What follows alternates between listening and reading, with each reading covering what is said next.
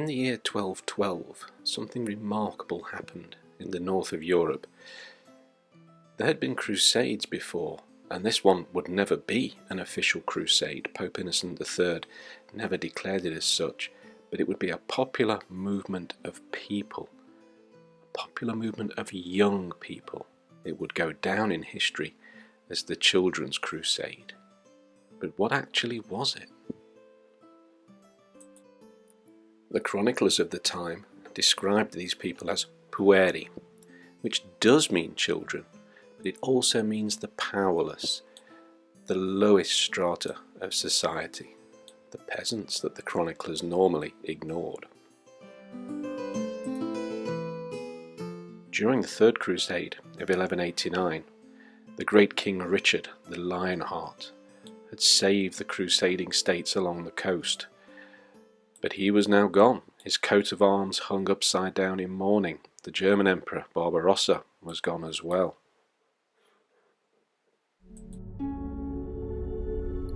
In 1204, Pope Innocent III called for another crusade, the fourth.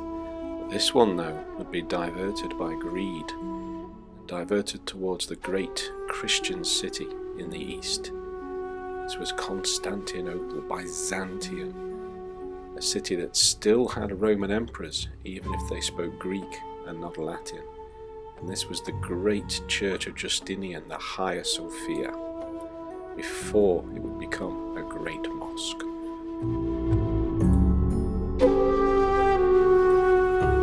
Although Pope Innocent III would excommunicate the Crusaders for destroying a Christian city, the Venetians would take great spoils home with them. These bronze horses can still be seen in the Piazza San Marco in Venice.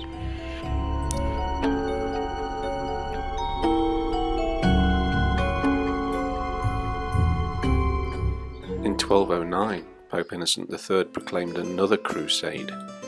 This one wasn't going to the Muslim lands either. This one was going to France. This is Carcassonne and the destruction of the Cathar heresy.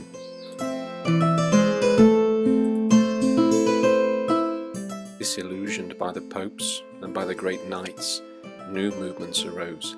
Here in France, in the Seine Valley, Stephen of Blois led a movement of 30,000 peasants towards Paris. In the Rhineland of Germany, Nicholas of Cologne led another movement. He would take all of his people to the sea, which would open before them.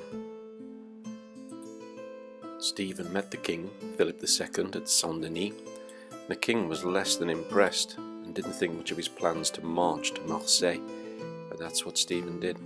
30,000 people went down the Rhône Valley, begging for food, trying to survive, hoping to get to Marseille. By June 1212, they had arrived in Marseille, and here the unthinkable happened to all these thousands of young people, poor and children. Here the sea did not part, and the way to the Holy Land did not open up. This was a disaster, both for Stephen and for the crusade. Many of the children turned around and went home.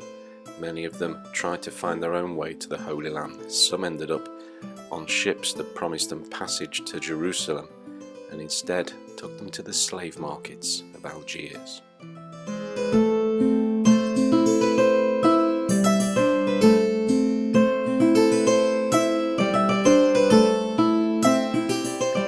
In Germany, under Nicholas, even more children, young people and poor rallied. Their problem was quite different. They had no idea where the Holy Land was. At least for the French peasants, they could travel down the Rhône Valley to the Mediterranean, follow the sea routes. For the Germans, gathering in Cologne, marching down the Rhineland, they asked, "Where is the Holy Land?" and were told a very simple lie by preachers in the markets. Head into the Alps, climb the highest peak, you'll see Jerusalem. As the French children and poor headed south against the orders of their king, Philip II, the German children and poor and dispossessed headed east against the orders of the Pope Innocent III. the way through the Balkans and the Byzantine Empire blocked, the children, the poor, were persuaded to try their hand crossing the high Alps. Here, dressed only in rags, very few of them with anything on their feet, they climbed up into the foothills of the Alps, led by Nicholas, assured that when they got to Italy, there would not only be ships waiting for them in the warmth of the sunny plains of Italy, they would not need the ships. Just like the French children, the sea would part for them too. As they climbed up into the high Alps, hoping for their first glimpse of Jerusalem, they lost many of the children. Indeed, when they eventually crossed through onto the other side, only a handful were left. They never did see Jerusalem from the top of the St. Gotthard Pass. Nobody will know what will happen to Stephen. He will disappear with his final few followers somewhere in the Mediterranean. For all the candles that were lit for him and for the German children, very little news was ever heard. With so many of the German children perished in the Alps, including Nicholas himself, when word got back that so many children were not returning, the family of Nicholas was persecuted and his father was hanged.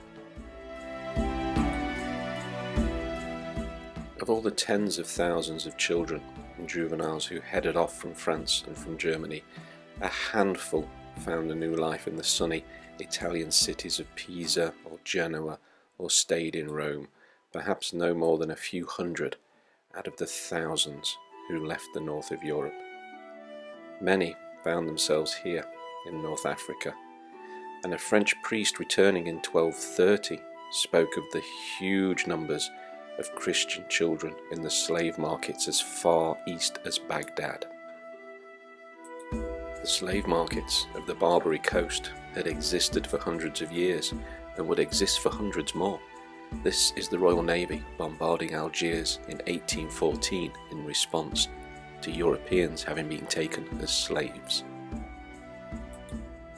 So what of these children? Well, Pope Innocent III had praised their piety. They walk to Jerusalem, he said, while Christian leaders sleep, but had not praised their naivety. The story of the Children's Crusade passed from legend into myth, but then 100 years later it passed back from myth into European history. This is the Bungalossenstrasse, the Hamelin street known as the Street Without Drums. It's the last place the children were believed to have been seen, and ever since music or dancing is not allowed on this street. The chronicles of the town of Hamelin report in 1384 that it is now 100 years since our children left. So the children may be gone, but the story remains of a time when the young and the dispossessed and the poor were so fired by the enthusiasm for their faith that they decided to march across the mountains and even the sea to get to the Holy Land, no matter the cost.